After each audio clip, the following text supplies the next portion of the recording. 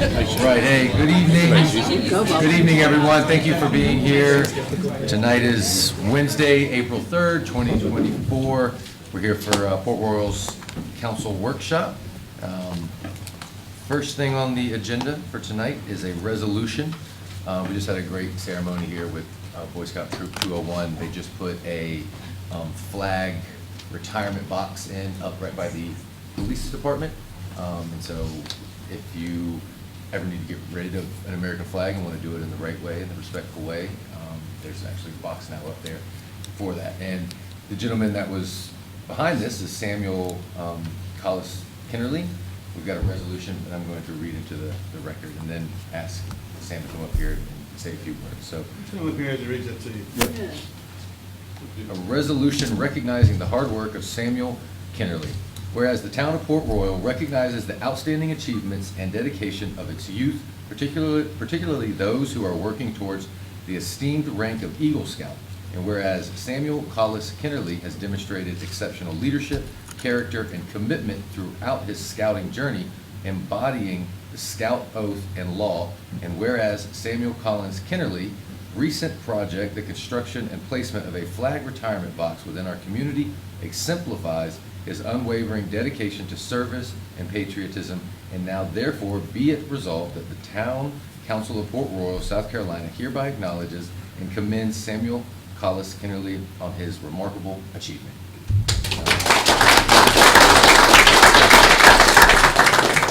Would you like to say anything? Yes. Yes, sir. Should I just say it like right here, or should I turn around? Address the crowd. All right, after doing multiple flag retirement ceremonies, I noticed our town was lacking places to put retired flags. Originally, my scoutmaster wanted to do this as a service project, and I decided to do it as my Eagle project. I first planned on buying the mailboxes brand new from a company, but then decided to buy them used because of how expensive they were. I got the first mailbox from Facebook, and then I went to Georgia to get the second one. Once I got the mailboxes, I sanded them, painted them myself, and with help from the troop. I got a vinyl wrap on it. My troop helped me a lot with the project. I was flew with sanding and repairing everything. The first mailbox was placed at Buford Police Department, and then I placed in the second one in Port Royal. The first flag retirement box has collected a couple hundred flags in the last month.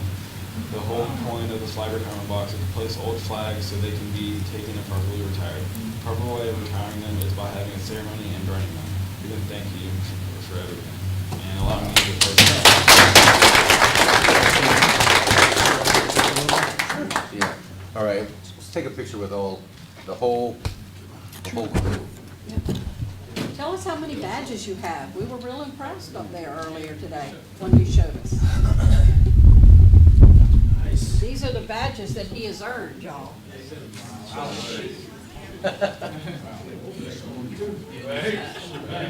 Put it on. Wow. You've been busy. What, 110 that he could get? Oh, was it? 138? How many does I was he have? impressed with you. How'd you dispel that?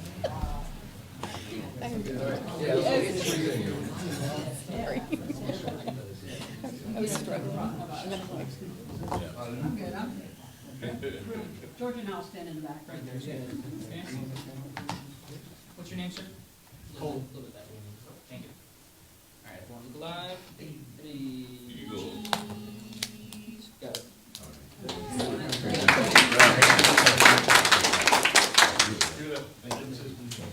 Thank you so much for doing that.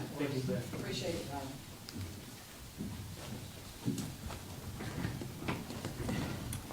All right. Such a great way to start off the meeting when you see young men like that. You know, the world needs as many of those as we can get. So thank you guys very much. Up next, we've got some presentations. First is the Low Country JC's Food Truck Festival. Mr. Kevin Greaves, the president. Come on down. I guess we should move the Back here. All Now we go. I got you. Ease it in. He must work out. But, Don't let everybody know how heavy it was. Right. yeah. You passed the first test. Kevin, how you doing? Thanks for being here and just letting everybody know about the Food Truck Festival that is going to be going on Saturday. Yes, sir. Well, before I get into that, if I maybe indulge for a second, it is very amazing to see you guys again. I have been away with school and work and all that stuff, and to see now Mayor Kevin Phillips in that seat, and also Councilman Guerrero, who was actually my battalion sergeant major back when I was a drill instructor. Oh, wow. So getting to see you gentlemen in that seat, that's really it's an honor to be here in front of you guys and the rest of y'all. Thank you. My name is Kevin Grease, and I have the distinct honor and privilege of being the chapter president for the greatest young persons organization in the world, that is the JCs. So the Low Country JCs, we're local here in Beaufort, and on Saturday, April 6th, we will be putting on our annual food truck festival. Now, in the past, we've done food truck festivals in the past here in Port Royal, and also we've participated in the 4th of July celebration right here in Port Royal, as well as the Pride Festival that was also right here in Port Royal. So we've done several events here in this town, and we would very much appreciate the support of the people of this lovely town to come out and celebrate the various small businesses that we're going to be having out there, i.e. the 15 food trucks and 4 vendors that we're going to be having out at Paris Avenue between 8th and 12th Street. The event's going to be going from 11 a.m. to 7 p.m. The entertainment that we're going to be having for that is going to be Campfire Tyler, also DJ Ali Ray. She's going to be hosting karaoke and all that stuff, and she has a voice of gold. If you guys haven't heard her sing, like, if y'all come through, you guys will be in for a treat. I'm telling you, you do not want to miss this.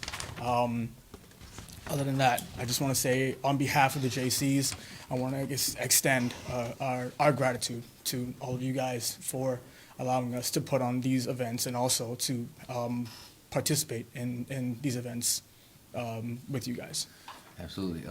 Yeah, the JCs, I think you're right, is a great organization.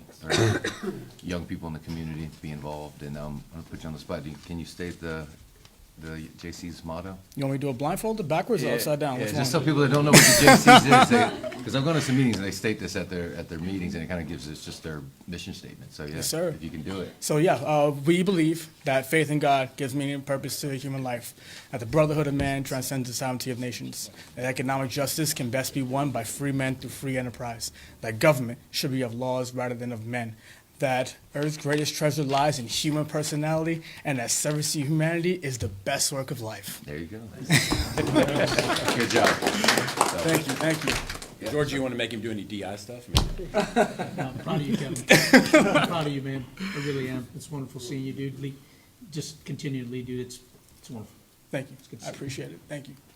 I believe you DJ for us. Yeah, once Yeah. before. 4th of July. July He celebration. saved us. Yeah, He you saved saved us. it. It is. You said 4th of July in Port He said, Royal. I'll be there. He just showed up with his equipment. Thank God, because it was gonna have to be us, and it would be, That was that wouldn't have been good.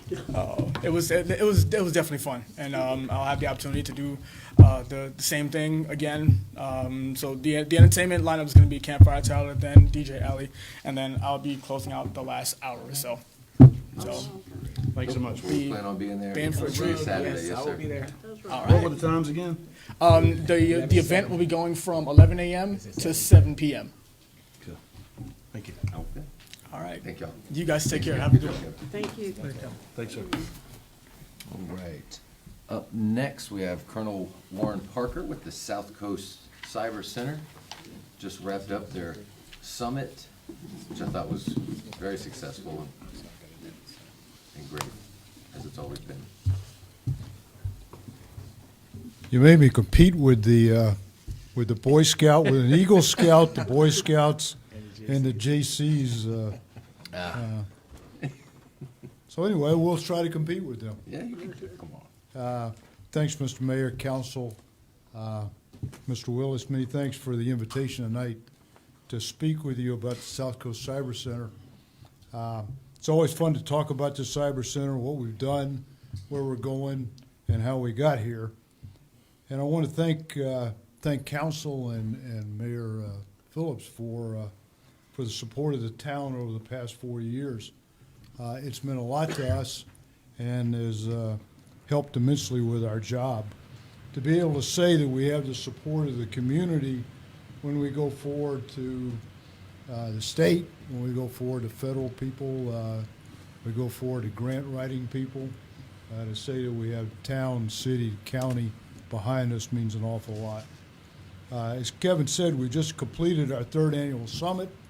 From the reviews, it was our best ever, and I can tell you that the Techstars weekend that just took place this previous weekend as kind of a follow-on to the Cyber Summit was also a great success. And MySafe Cyber came out #1 in that, and it's primarily a group of students and faculty from the Technical College of the Low Country that were the winners, and they were well on their way to having a cyber business here in Beaufort for small businesses and other smaller entities. So that's a great thing. South Coast Cyber Center, for those who don't know, is a collaboration. Whoa. There we go. We're really proud of what we've done here in terms of being able to bring together the university, the technical college, local government, economic development, the digital corridor, bring all of those together under one virtual umbrella and begin to get develop the cybersecurity ecosystem here in Beaufort. Next slide. Great opportunity. There are more jobs probably in the cybersecurity realm open and available than there are anywhere else. Wharton School probably underestimates the number of jobs. Somebody says 300,000. There are other estimates around 500,000 just in the United States. The growth is exceptional, and there's a great opportunity here in the Low Country for high-skill, high-wage workers. We've had people leave with certificates. A high school diploma and the right certificates will get you a long ways in a cybersecurity world. Next slide. Why here? I think we all know why here. People want to be here. It's obvious. All you have to do is read the paper and see the developments just here in Port Royal, the number of apartments and houses and so forth that are being built. And why here? People like being here.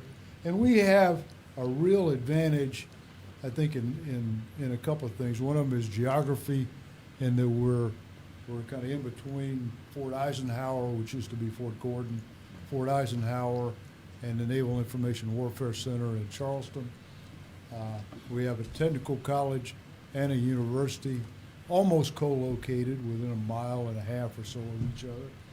And we have a military town, a Marine Corps town, and we have somewhere north of 1,000 Marines a year who get out of the Marine Corps here in the local area, and that is certainly to our advantage in terms of a future workforce. Next slide.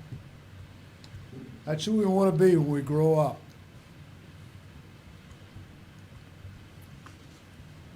Next slide.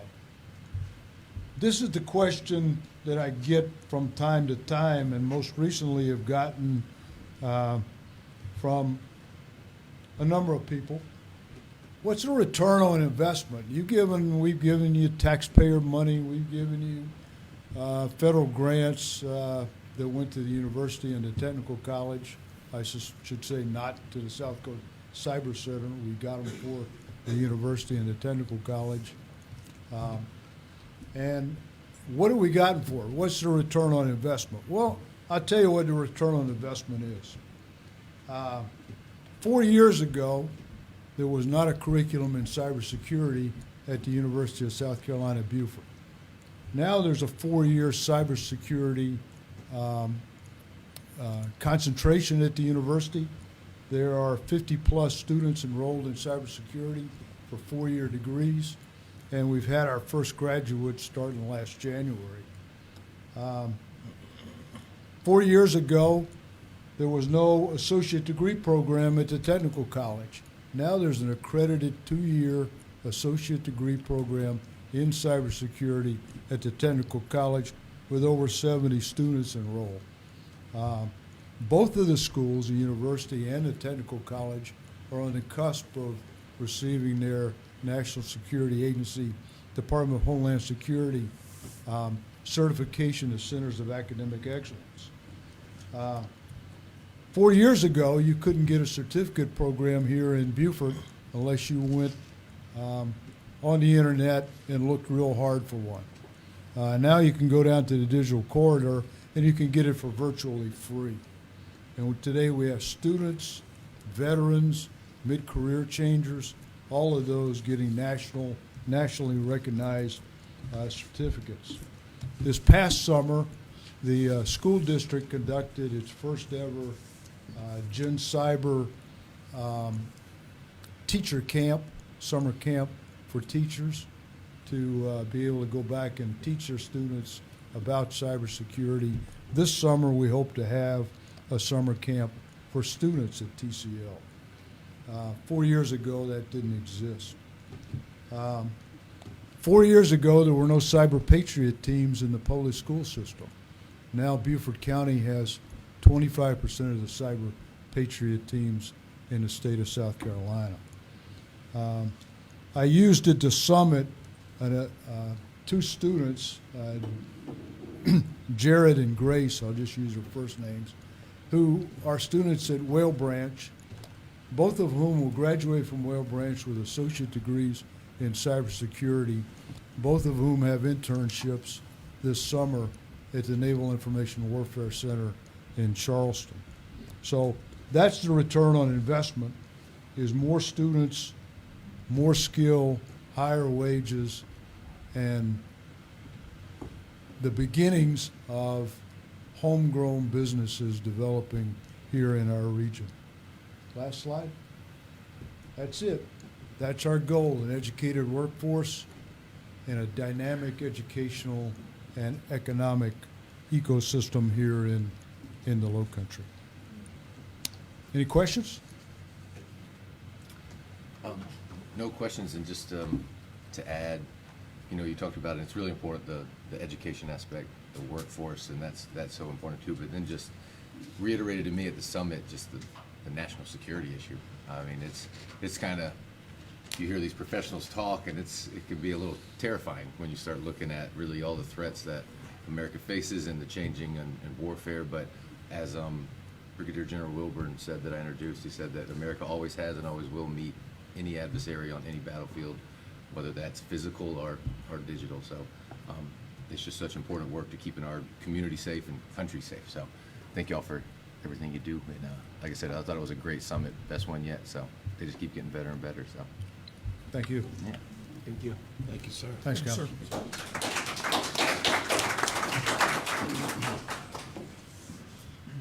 All right, last but not least, something should be really exciting, been in the works for a little while. Beaufort Sports Council and Beaufort Area Hospitality Association going to speak about the Beaufort Marathon that they've been planning. Yep.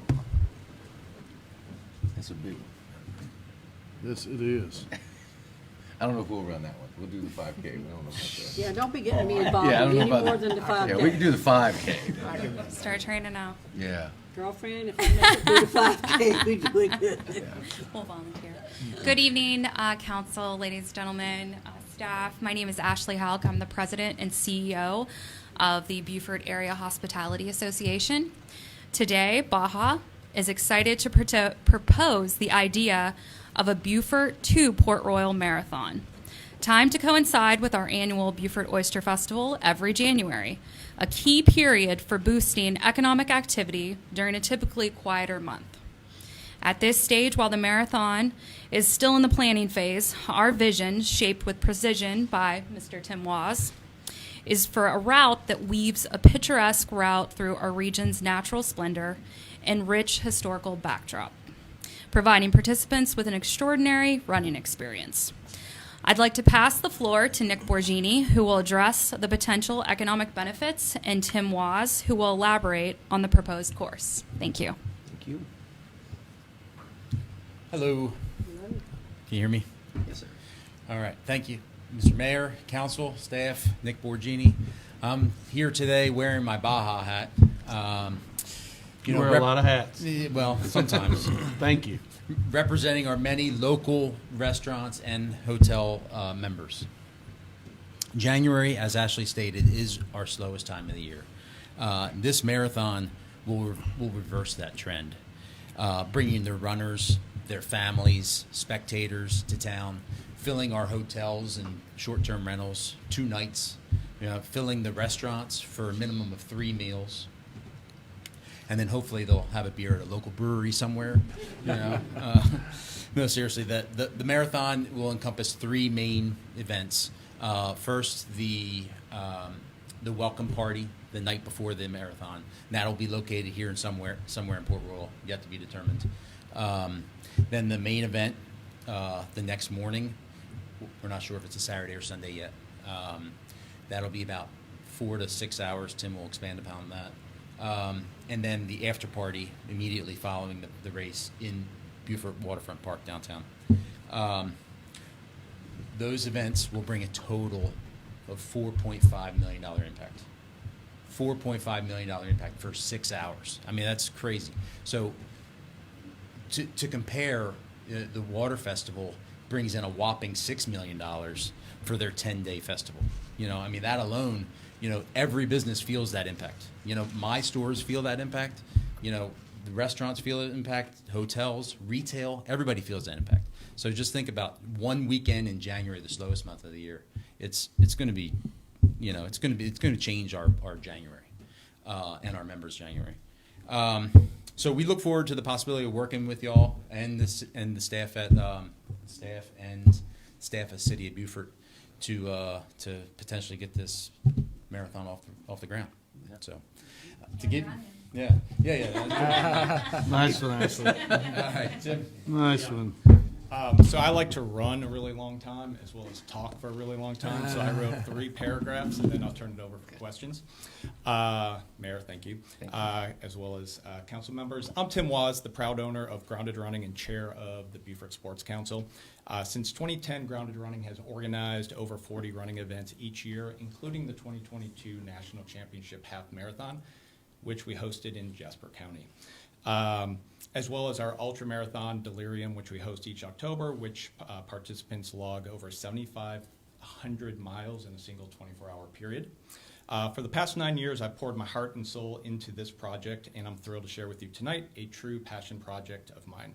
I stand before you to introduce my dream, a Northern Beaufort County Marathon, an event posed to showcase our breathtaking waterfront community through a USA certified marathon course. This endeavor isn't just about promoting health and fitness, it's also about providing participants with the opportunity to qualify for prestigious events like the Boston Marathon, which is taking place next week. And we have 19 local Port Royal as well as Beaufort runners that are going to be participating this year. So how awesome could it have been had they qualified right here in our backyard? Rest assured that our meticulous planning ensures that the race will be conducted with the utmost safety and will cause minimum disruption to local traffic. By hosting this marathon, we not only invite athletes to experience the charm of our coastal towns, but also aim to invigorate our local economy and strengthen community bonds. I implore the council to support the continued planning of this event, as it promises to be a celebration of the region's beauty. The extensive planning undertaking over the past 9 years have been instrumental in ensuring the success as well as sustainability of a local marathon. From route optimization to logistic coordinations, organizers have fine-tuned every aspect to deliver a seamless and memorable experience for participants and spectators alike. The marathon's evolution is a testament to the dedication of its organizers, who have continuously sought to enhance safety measures, expand outreach initiatives, as well as cultivate an inclusive atmosphere which welcomes seasoned runners as well as novice runners. Mary Beth, if you want to get out there, we have plenty of time to train. As the countdown for the upcoming marathon begins, and we are looking at January 2026, so we are well ahead of our curve. Anticipation mounts for not only the physical challenge ahead, but also for the opportunity to celebrate the spirit of unity and vitality that defines Northern Beaufort County. With your support, we can continue to build upon the foundation that we've laid, ensuring that a local marathon becomes a cherished tradition for years to come. So now I'd like to open it up for any questions. Are you shutting down these roads? We are not shutting down these roads. This is going to be a single lane closure, as well as a moving reopening behind the runners. It would be a 5-hour cutoff. So basically, after the first hour, everything on Ladies Island would be reopened, coming back into Port Royal. So it would basically be a moving closure, but there would be we would not be shutting down any traffic. Okay, and I know you will. I would just ask that you work with our first responders, our police, our fire, our ambulances, all that to ensure, because those types of services still have to be provided. Absolutely, And keep that- 1,000%. Yep. And Be conscientious and work with these guys. Yes, sir. And one partnership that we've already secured is a partnership with Beaufort Memorial, and they have basically given us the handshake that they will provide medical aid out on the course, so that would not That's cool. take away from EMS. That's all I have. Thank you, Tim. It's exciting. No, yeah, this is gonna be great, Beaufort Marathon. That's awesome. Thank you. Beaufort Thanks for Port sticking Royal? with it. Yeah. Yes. Which? Yeah, we're still working on a name, which would basically incorporate everything. Through our conversations with Beaufort Memorial, we're hoping that the sponsorship level that they're coming in at, basically we could pass that name along as far as like the Beaufort Memorial Hospital or wherever that ends up. Okay. Great. Hey, Tim, Yes, sir. it's about time, Right? man. Are you running? If he puts Joy's it gonna together, be there. I'll sign He'll be up. there. The I'll whole get family the will be training, there. man, I'm telling you. Here, you forget, this will be awesome. That's awesome, yeah. Thank you so much. Thanks, guys. Nick, thank you. Year and a half to get ready. Thank y'all. Thank y'all. Good luck. I gotta start training, gotta get my knees back. Yeah, you got a year and a half to get How ready. cool would that be? So, Okay. Really work out. up next, that's it for presentations. Up next is our council briefing. Van Willis. I'm going to run through some of the projects that we've been working on internally as well with Four Waters. Believe it or not, the final payout for the Old Palms Gravity Sewer project was wrapped up on March 28th. We're still resolving the sewer credit issue, but and for those of you who don't know, when we work to install sewer, we get an equivalent number of units that we can apply for projects, whether it be affordable housing or other projects we're trying to get off the ground. It's kind of an economic development tool. So that certificate will be updated, and it will reflect the number of units that we added to the Beaufort Jasper inventory. Dawson Place drainage improvements, that project is complete. So we're real excited about that one. Dealing with some other issues in Dawson Place, but we'll work those out. Speed humps, they are still in progress, I guess. We have done a lot of work out on those roads, trying to ascertain and collect data to justify the installation. Obviously, the DOT has certain standards and traffic counts and speeds that have to be met. And so Brooke and I have been driving our car a lot across those things at high rates of speed. No, I'm just kidding.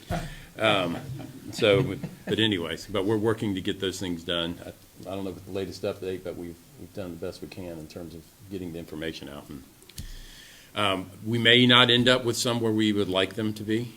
We do have a master map that shows the locations where we receive those requests. Now, obviously, on the roads that we own, we'll be able to do those installations. I believe we've had a discussion with Blythe what their timeline would be to return and do the ones that we can do, because the town owns all of our roads below Rebo Road. So, but on those DOT roads, we're still working on those. And, yeah, just to kind of touch on that, I mean, I think the paving looks great. There are some spots that they've missed, so they are coming back, and I think you said everything will be touched up Yeah. by May 2nd, I think it was what it said. So, Where does striping take place?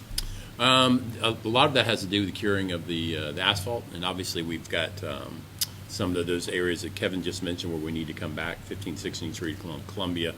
Columbia, as it extends down to 12th Street, the intersection of Richmond Avenue. Then some intersections where we need to do those things. Securing, okay, yeah, and of course, definitely the Sands Beach Road where Yeah. the pedestrian walk is. Well, if you recall, that initially was a bike lane with a pedestrian diamond in it. Yes. But I think the original intent, when we talked about, was put the diamond in the middle of the road so that everybody understands that that is a truly shared road. Yes. For those of you that walk it, run it, bike it, I mean, we see a high volume of those sort of users beyond just the drivers. Obviously, we have issues with some vehicles, some that end up upside down in the marsh. Yes. So we need to make sure, and we are anticipating. Running me off the road. Go ahead. Yeah, so Sands Beach Road, when it's restriped, will maintain a 4-foot pedestrian lane on the side, and then there'll be bike sharrows in both travel lanes. And 7th Street, the pedestrian area will be widened because we have so much pavement there. And then the pedestrian lane was so narrow that we figured, let's take up some of that 22 feet for pedestrians. So there'll be, I think, 14-foot one-way travel lane, 8 foot for pedestrians along 7th Street until you get to the intersection at Sands Beach. And, I know we've had a busy month since the last meeting, but we talked about at the retreat lowering the speed in the village. Is that still? It's on the to-do list. Okay. We're having some labor challenges in Public Works right now. Gotcha. So- Okay. All right, just wanted to mention it. Thank you. Real quickly, there was the second portion of the Spanish Moss Trail that was supposed to be constructed. Basically, obviously we had the issue from Rebo Road to Attaway or Ritter Circle. The town had secured a grant to take it from there all the way to where it exists now in front of Fish Camp. It's a $1.2 million grant. Obviously, with the easement issues we're having, we're probably going to have to relinquish that grant. They've assured us that if we do secure that easement, that they will fund it in the following year. But more than likely, we will have to let them know that we have an easement issue. How's our appraiser coming along? Well, I don't want to get into too many details of that. Okay. So, but yeah, that work should be completed soon. I think there was some information he wanted to get from us, and he'll be able to incorporate that into the final document. Okay. All right. Yep. West Paris Avenue, final bid documents have been submitted to the Rural Authority. We're ready to receive some feedback from them. Same kind of analysis is going on with the villages, and for those who know that, that's not the reason why the village wasn't resurfaced as part of this project, is we're addressing drainage in the village. And once that drainage is installed, then we'll resurface. It didn't make any sense to resurface and then tear it up. So. Paris Avenue streetscape, we thought we would be here this month, but I think we're scheduled for next month to make the presentation for the scope of that work. As you all know, it's about a $15 to $60 million anticipated improvement along Paris Avenue. So we'll get that presentation in front of y'all next month. All right. 12th Street school parking. We thought we had the easement executed. There was a witness issue on the document provided by the school district, which is being corrected. I did see an email exchanged between Noah, I believe, and Robert today, where they were going to recirculate that easement document and get it properly signed, so we're closed on that one. The other side of 12th Street, that conceptual design is done, and we have got approval, and we're ready to move forward with the sidewalk resurfacing on 12th Street on that side, correct? On the school side, we're still trying to get a hold of someone to approve it through the AA. All right, so anyways, we have one more approval, although if it's in our easement, I'm not sure that we need approval. Parking reconfiguration. Right. So obviously, we have parking challenges on 12th Street, so we'd like you to get concurrence, but at some point, we'll probably just install it in our easement, so, if we can't find somebody. Casablanca, obviously, I'll approve the proposal when we started the drainage analysis there. We are reviewing proposals, and we've selected forward orders to conduct a master plan for the town stormwater CIP master plan. So we're moving forward with that one as well. Paris Avenue Streetscape CDBG grant application, we were awarded that a grant. We have the kickoff meeting in February, as mentioned. We're still waiting for the environmental clearances, and LOCOG, who's also our conduit for CDBG, is coordinating all of that work. Forwarders did complete the sanitary sewer Rebo Road master plan. As part of the presentation that I made, thanks with Noah and Kevin to the BJWSA board, we're talking about $7 million worth of sewer improvements for the Rebo Road corridor. Obviously, we'd like to work in partnership with Buford Jasper. One of the requests they made, or they make every year, is what are the items that we'd like to see included in their capital improvement program, and obviously one of our largest priorities, or the largest priority, is sewer along Rebo Road. We've created the master plan. Hopefully, will be the blueprint for moving that forward. Obviously, the second item is filling all of the gaps that we have in the downtown area, which we've identified: 15 6th Street, Old Shell Road, just some small gaps where we'd like to see filled in. Obviously, we completed some Royal Palms work recently. So, Roadway repaving, y'all touched on that a little bit. I would say that we're about 85%. We've got those other areas that we need to address, and some that we'll be adding to the contract. But he kind of covered this twice here. Blythe measurements and quantities, all of that covered very comprehensively. We did have an employee of Four Waters verifying that information with Brooke to make sure that everything was proper, proper loads were compensated for, the whole 9 yards. Still looking at a final completion date of May 2nd, and we'll keep you posted. Obviously, it's pretty easy to see when we're doing resurfacing work. So,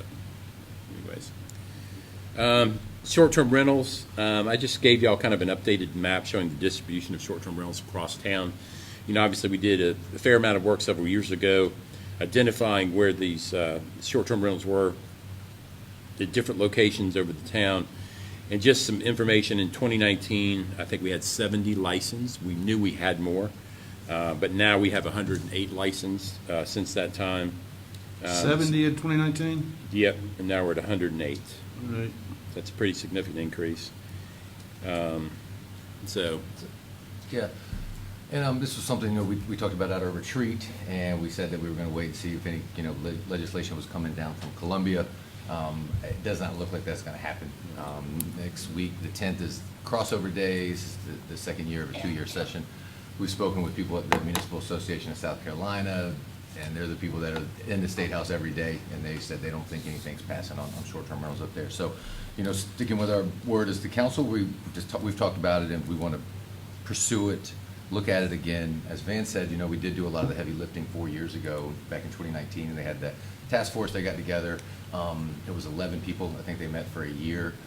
We don't want to do anything like that again, but we do want to have some sort of, and this is just for staff directive, we've talked about putting together a small citizen group, 5 to 7 people, get together for a short period of time, 3 to 6 months, to look at that old ordinance, see if it still stands, if it needs to be changed, if there's any additions that need to be made with that, and then get something together. And like I said, limited scope, limited time, get something back in front of council.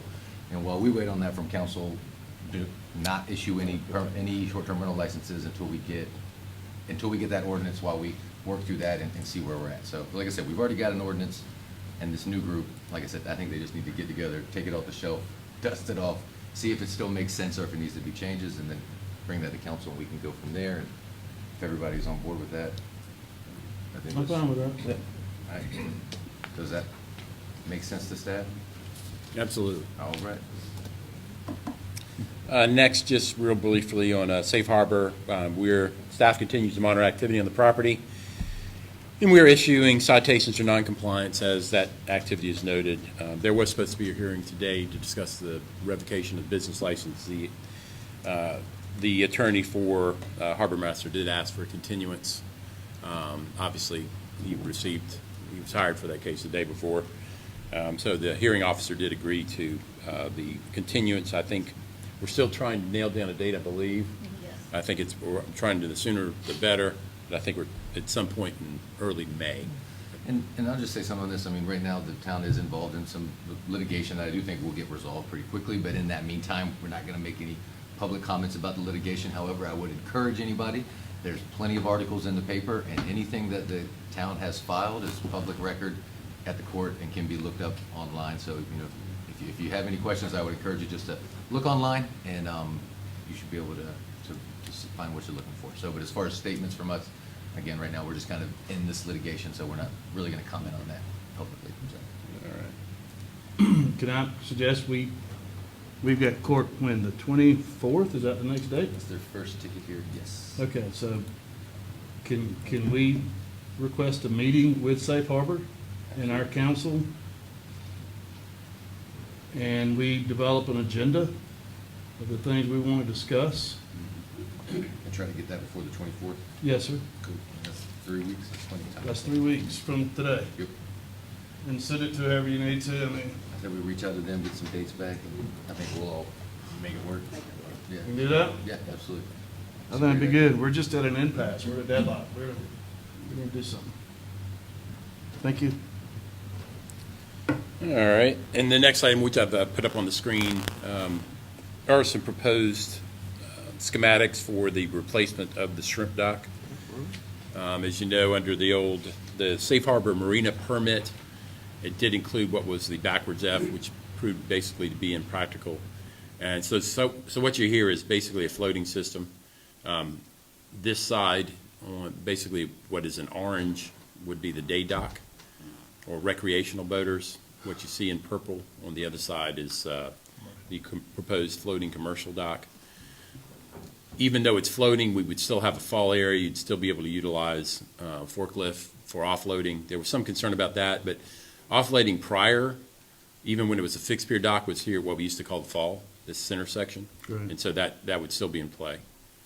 There was a request to consider potential platforms, maybe for activities that could be hosted here. And this is an option he presented, these kind of small little platforms for pedestrians. And there would be some separation, obviously, to separate the commercial from the recreational. This is one option. Second, a little bit different configuration for some of those pedestrian platforms. Proposed recreational fixed access pier, so that's what you see here. Pretty similar. This is basically very, very close to what we had previously. You can kind of see under there, just faintly, where the previous dock used to be. Obviously, it was in pretty close proximity here, so if you had any boats floating on the restaurant dock, if you were a boat on the inside, obviously you'd have access issues. Right. Pushing it out just creates a little bit more maneuverability. 130 feet of spatial separation between those two. So.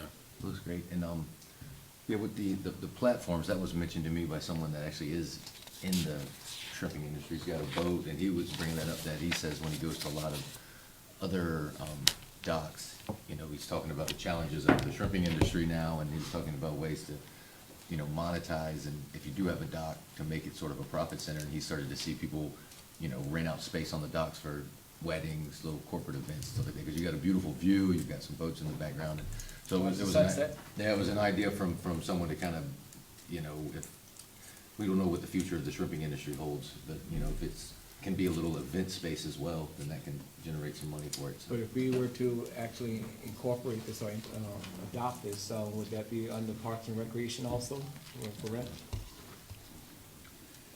We don't have a Parks and Recreation Committee anymore, so no. We have to figure that out. Yeah, we'd have to. But it would fall under the same application fee for use? It would be incorporated into what we do now, basically. We book and schedule and receive payment for use of the parks now, so, yeah. And I just love it's, like you said, we're providing access for shrimping, commercial fishing, but then also this day dockage where people can just, Come out you know, and- come out and hop on and stop by Patronize our and businesses, exactly, yeah. come to Port Royal, because I've always thought a lot of times my friends, they'll get up on their boats here and they go to Skull Creek, shoot through Arches Creek. I'm like, that should be two ways, you know, people should be on there, coming this way too, so that was great. One question, when we demoed that dock, did we clean up the bottom of those? That'll have to be all part of this project. I got you. There's a Is couple that boats. landing craft I think still your out boat's there? here. We did get that out, but we got. Well, those are basically completely depth, and the depth of water there is less of a challenge. What you have is on the inside here, Right. which actually is here. There's one, yeah. We'd have That to was deal with behind that the one. Buccaneer right in there Yeah. somewhere. And then your landing craft / folly beach boat is up in this area. So And then was there one at the end, the other way? Didn't I get that out? there's no telling how many boats are in this water. I know there's one out here too. Okay. And just to give you an idea, I thought initially this was like his child got a hold of this and started scribbling on the bottom of it. But this gives you an indication of kind of what those, the patterns, water patterns are. So he was trying to create something that really would be accommodating to boats. For those of you that do boat, obviously, you know, you dock against tide, those sorts of things. So this is one of the better configurations he could come up with. Great. And it really mirrors what we previously had, obviously, a little bit different on that angle because of those tide patterns. So what do you need? You need approval from council? Yeah, time is not too much of the essence on this. Obviously, we've got the issues we resolve, particularly this piece. Right. But if conceptually you are comfortable, then we can at least start getting some estimates together for cost. Okay. And then Oh, these are good. things we have to provide to the state, because obviously we have 2 separate grants for $1 million to reconstruct this thing. Yeah. I like B. It's kind of larger. Option B. Yeah, these things here are a little bit neater. Yeah. This will go to A, just show you real quick. Yeah. A's got more, but they're the size gives them room. And just, and the reason why he limited the length here is because once you cross this line, you do have to have permission from the adjacent property owner, because you're impeding their corridor. I do not suspect that Nick Borgini, and if we were able to extend beyond that, would have an issue with the waiver so that we could put more boats to show up and go to his business. He may try asking himself. So, Gotcha. and we'll have to work with Fish Camp, obviously, as well, because we're over their property line. I mean, yeah, but you're right, they want those boats back. No, exactly. That's the Instagram photo. Yeah. You know, so. Okay. Well, I think it looks great. I mean, Council will. I like it. I like what Darryl said. I like B. B with the platforms Larger. broader. Okay. Yeah. 3 of them instead of the 4. I like the odd number. Yeah. you That's good. That's, to me, he's got, yeah. No. I guess that's 3. Is that 3? Is that 2.5? 2.5. Okay. I still like that. It's just broader. All right. Okay, cool. Capital projects, Brooke put an updated list in your folders, and we discussed a lot of that earlier. So Loco, this past meeting, we had presentations by the utility providers. Beaufort Jasper, Palmetto Electric, and Beaufort Jasper Water and Sewer Authority. You know, they really discussed a lot of the challenges they've been having the last few years related to materials, equipment, the waiting time to receive those sorts of things, supply chain issues. But they're all doing a pretty good job of planning ahead, anticipating the growth that we're seeing in all of Beaufort County and Jasper County, to be quite honest with you. And we did, Beaufort Jasper, you know, they talked about the significant increase they've seen in the size of their engineering department. I think they went from 13 to they're up to like 30-plus employees now in the engineering department to kind of address some of the backlog that they've been dealing with, which we appreciate.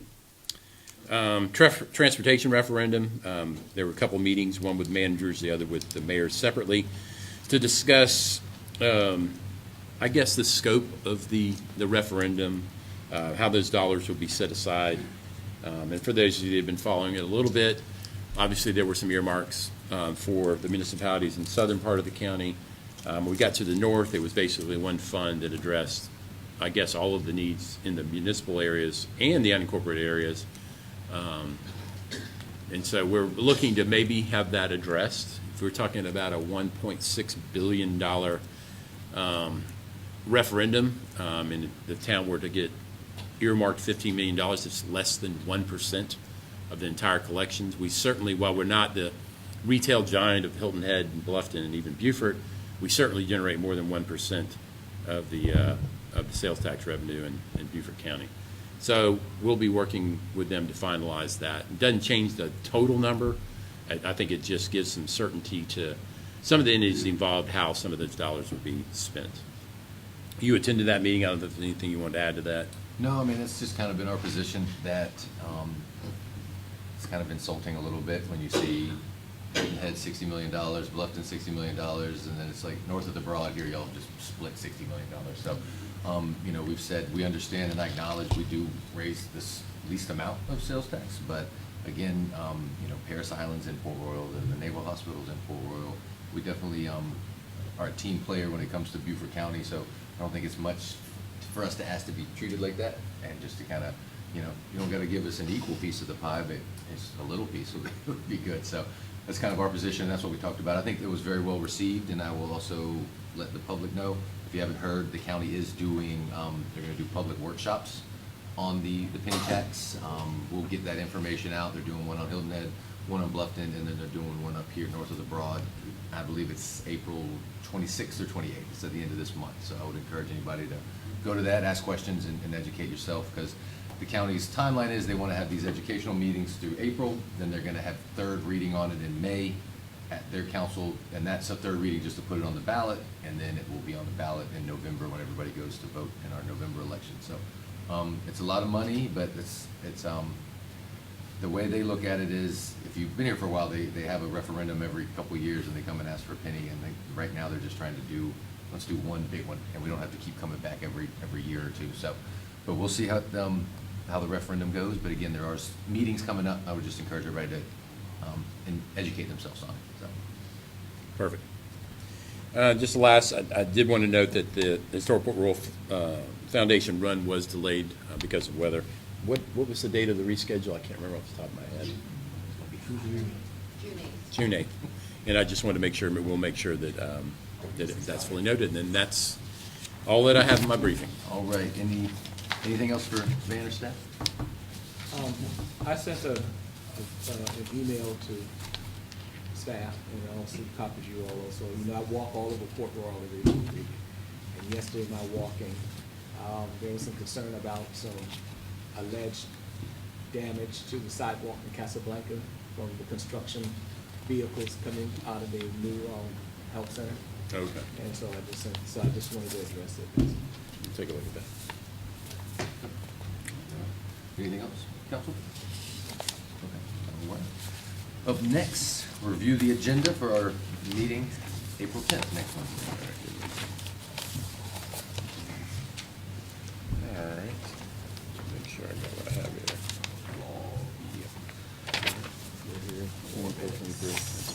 All right, the first is, give me a second, I'll pull some of this stuff up. There we go. This is the first one? Yeah. The first is ordinance 2024-3, an ordinance annexing to the town of Port Royal approximately 1.15 acres of real estate located in Beaufort County described as Beaufort County Tax District 100, map 33B, and parcel 90C. This is property located at 505 Hamrick Drive. The staff recommendation is included with the ordinance, which is in the folder. The Planning Commission, the inaugural meeting of the Planning Commission, they did recommend annexation of this particular property as it is in compliance with our future growth boundary. Just real quick, I'll cover the designation of zoning. The same property did request T3 neighborhood. No, correct me if I'm wrong in any of this. The recommendation was by the Planning Commission was to endorse the T3 neighborhood request of the applicant. The map that you see up on the screen gives you an idea of the property that's being annexed. Yeah, I believe that the agenda item should say T3 suburban neighborhood. Oh, excuse me. So we'll change that for next week. But it is largely in keeping with the existing zoning in the unincorporated areas around it. Pretty much like for like as they're annexed. Good there. Now you can see what the adjacent zoning is from the town. But if you recall, I believe that T4 NCO was to accommodate the church that was constructed. Yeah. Any questions about 3 or 4? Nope. I'm good. All right. Scroll back up to this and make sure I got it. All right. 2024-5, an ordinance to rezone approximately 0.17 acres of real estate described as Beaufort County Tax District 110, map 10, parcel 61, located in Beaufort County, South Carolina, to be rezoned from T3 suburban neighborhood to T4 neighborhood center. This is property located at 1213 16th Street. There was a unanimous recommendation by the Planning Commission for the requested zoning. This gives you an idea. This is Edinburgh Avenue. This is 15th. There's 16th. And this is the small house that's on the corner. Obviously, it's across the street from the PUD, which governs the redevelopment of the port property. And I believe the adjacent zonings for these were pretty close to what is on the property now. Correct me if I'm wrong, or adjacent to it. Yeah, so all of the properties on the 15th Street side of the block are the zoning designation that's being requested here. Gotcha. So basically, this all is the requested zoning, and this would be the parcel there. That's where Carl was standing, right? Yes. Any questions? All right. The next is ordinance 2024-6, an ordinance to add approximately .21 acres of real estate described as Beaufort County Tax District 110, Map 7, Parcel 694, located in Beaufort County, South Carolina, to the manufactured homes on individual lots overlay zone standards. As you can see, this is the property in question here. Obviously, this is Rebo Road. This is Johnny Morale Circle. This is a property located right there on the corner. I'm going to try to blow this up a little bit. There you go. Bordering Ladies Island Marina. Landing. Yeah. And it is Port Royal Landing. it is adjacent to the district and would be added to it, or is this is There's no adjacent overlay properties. So this map is zoomed out to show where the other existing, the black dotted lines that you see are the other areas where there's a mobile home overlay currently. There are two directly to the rear of the property is another parcel that does have an existing mobile home on it, and then on the other side, that street to nowhere into the waterfront property there that's across from the Piggly Wiggly parking lot, there's another mobile home to the other side of that entry street from this property. I've included some supplemental materials in your packets as well. That's the current state of the home that's there, and we do require any individual mobile homes that are placed in the town now. We do require a front porch with a roof. We do require a foundation with skirting, so that in all parts except for the manufactured home, it's the structure of the manufactured home itself, it does look like a single family home. All right. Okay. All right. Okay. Then ordinance 2024-7, an ordinance to amend Chapter 13, mobile homes and mobile home parks, apartments and other rental dwellings in the Code of Ordinance of the Town of Port Royal, South Carolina. This is the ordinance that encompassed or had included in it the inspection process for long-term rentals.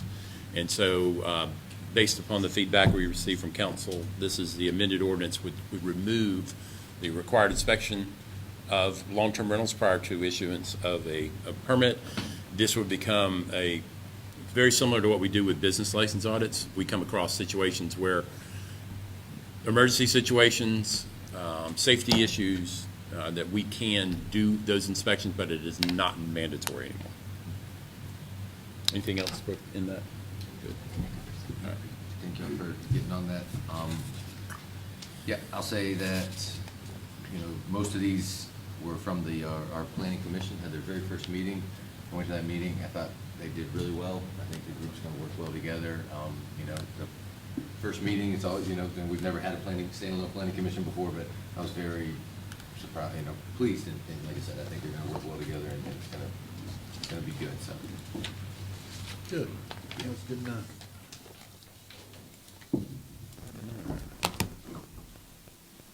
Next, we have a couple of items.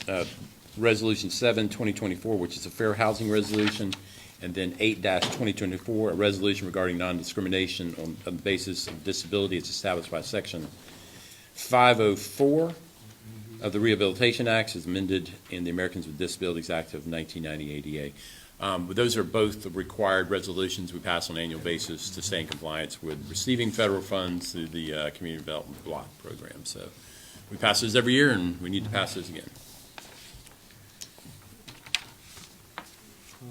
All right. And then Resolution 9-2024, resolution of the Town of Port Royal, South Carolina. Town Council approving the expenditures of ARPA funds for fiscal year 2023-2024. That resolution, I'm looking for right here. There we go. Obviously, in order, we received the federal funds, which we are currently spending and have set aside to spend. There are certain things that we have to do on an annual basis during this entire process, and that resolution, which I've included in your packet, gives you an idea of where we're supposed to be. If you recall, we received $5,412,616 and 50 cents. So we will designate those funds. And if you also remember, there were specific parameters how those dollars were to be spent. I think it was 3 or 4 different pots of projects that you could do. However, the feds came back and said, if you receive less than $10 million, you're pretty much unencumbered. But this council basically committed in a lot of ways to spend it on infrastructure and those sorts of things. So pretty much staying in compliance with all that. So.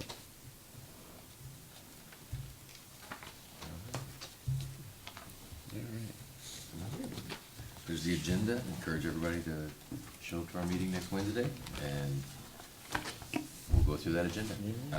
Up next, right here at the end, we've got important dates. I'll just go through those really quick. This Saturday, of course, as you heard, we've got the Food Truck Festival from 10 a.m. to 4 p.m. Well, it said 10 to 4 here. He said 11 to 7, but their post on the Facebook page said 11 to 9. But I think it's 11 to 7. 11 to 7. Okay. So we're like going, all right, Lunchtime. Yeah. just show up at 11 and stay Show till when they you're stop. hungry, and there'll be food trucks. So, okay, so Food Truck Festival going on this Saturday. Also another thing in town. It's not in Port Royal, but it's always a great event. Kid Fest is this Saturday as well too. At the Cross Creek Shopping Center. The Cross Creek Shopping Center. That's with the military. They do a great job with that. So Kid Fest out there. Then we do, just so anyone knows, the accommodation tax request application deadline is next Wednesday by 4. So if you have any requests for our accommodations tax, please make sure you get that in by 4 on Wednesday. And then, of course, next Wednesday, we've got our council meeting at 6:30. Any other dates from council? April 15th. Tax Day. Oh, yeah. Anything else from council? No, sir. Okay, all right, now we've got some public comment. I've got 2 up here. First one, in no particular order, is Mr. Scott Clark with Friends of Port Royal Cypress Wetlands. How you doing, Scott? Mayor, Council, my name is Scott Clark. I'm the president of the Friends of Port Royal Cypress Wetlands. It's April, and that means that once again the cypress wetlands are abuzz with activity. We have hundreds of birds busy making their nests in preparation for another big nesting season, which means it won't be long before these birds are ready to party. The end of this month, we will be hosting our annual Birthday for the Bird celebration. This year, we will feature a scavenger hunt for all the kids. We're handing out coloring books. The Port Royal and Riverview Elementary Schools are decorating birthday party hats. All their kids are decorating birthday party hats, and they will be displayed at the amphitheater. The Low Country Raptors will be here, and they will have live birds of prey. The Port Royal Sound Foundation will be here and is planning on bringing a live alligator, a live turtle, and a live snake, among other things, other skeletons and things like that. And of course, I would be remiss if I didn't mention that we are having cupcakes. This year's event will be held on Sunday this year, April 28th, and the festivities will start at 2 p.m. With the singing of Happy Birthday, and the event will run until 4 o'clock.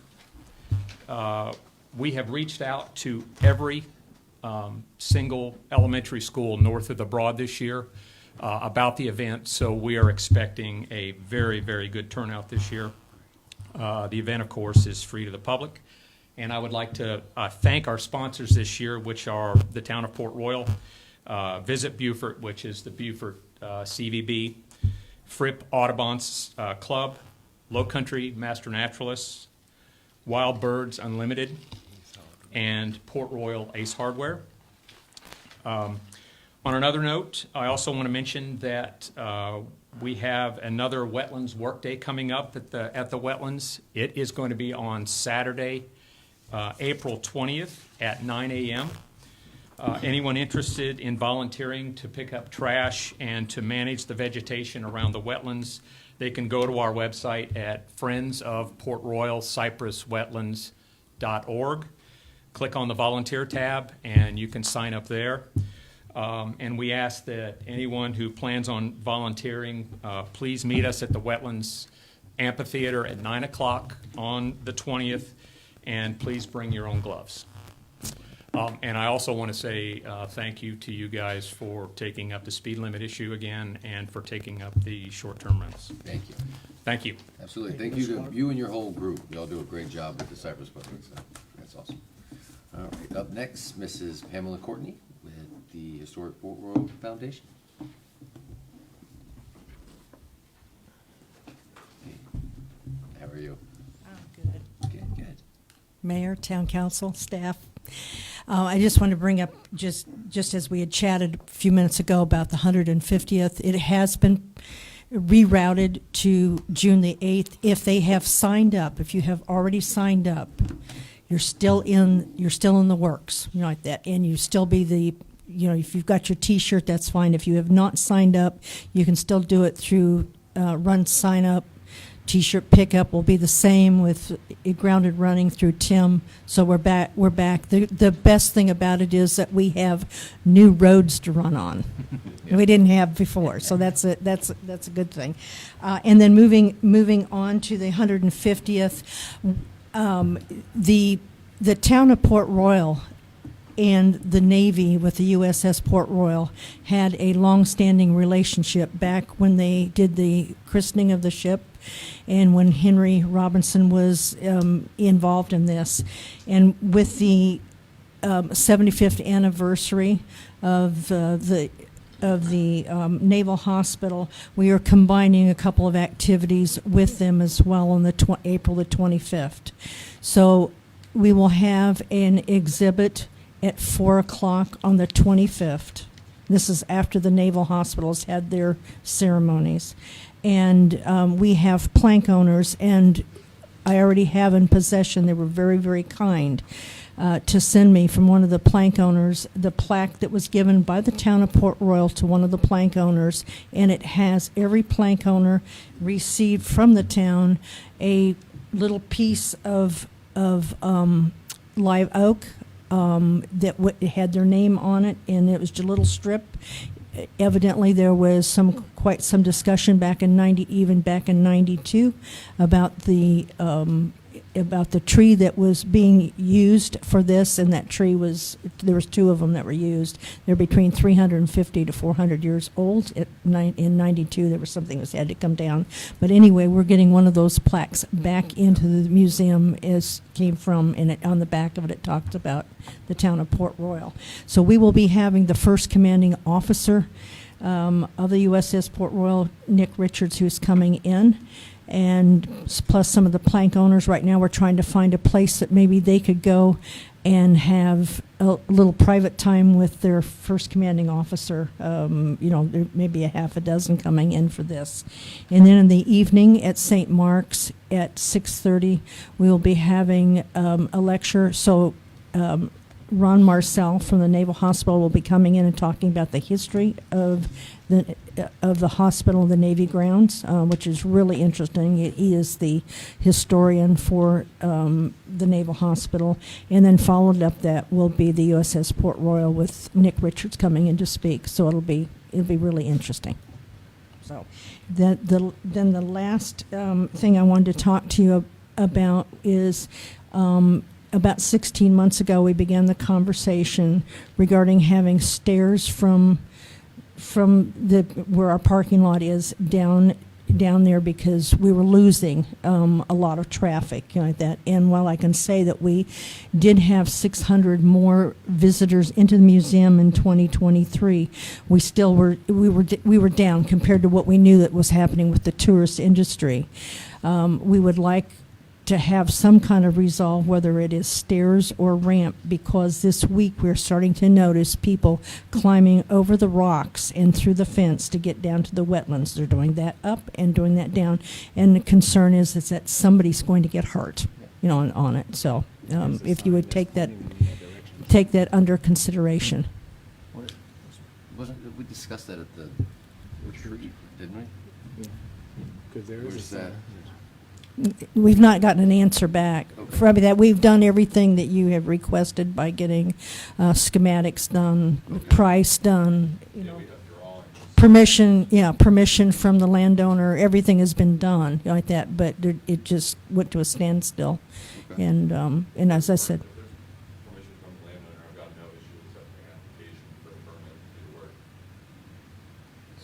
anything else? Okay. There you go. Okay. All right. Yeah, Thank they're happy. And so just to recap, so April 25th, because that is the 75th anniversary of the Naval Hospital. Mhm. So they're having a ceremony at 11. Mhm. And 4 o'clock Yes. is the exhibit at Exhibit. the hospital. Yes. Not the hospital, at the At the, historic- like that, the plus historic Port St. Royal Mark's. Punch, you know, we're gonna serve that. And then 6:30 is the lecture at At St. Mark's. Mark's. Okay. That's correct. Gotcha. That's All our, right. it's all part of our 150th. Okay, perfect. Okay, thank you. Thank you. Okay, I have no more of these, but does anyone else have any public comment before we close for the night? All right, seeing none, I will, do we need a motion to adjourn? All right, well. I hope they're getting badges for attending I know, they said the whole time. That's what he's working on. I was just about to come right one down. Nobody fell Wow. asleep, they didn't nod off or anything? Got a little separation, but that was it. All right, well, we'll call this meeting to an end. Thank you all for being here. Have a good rest of your week.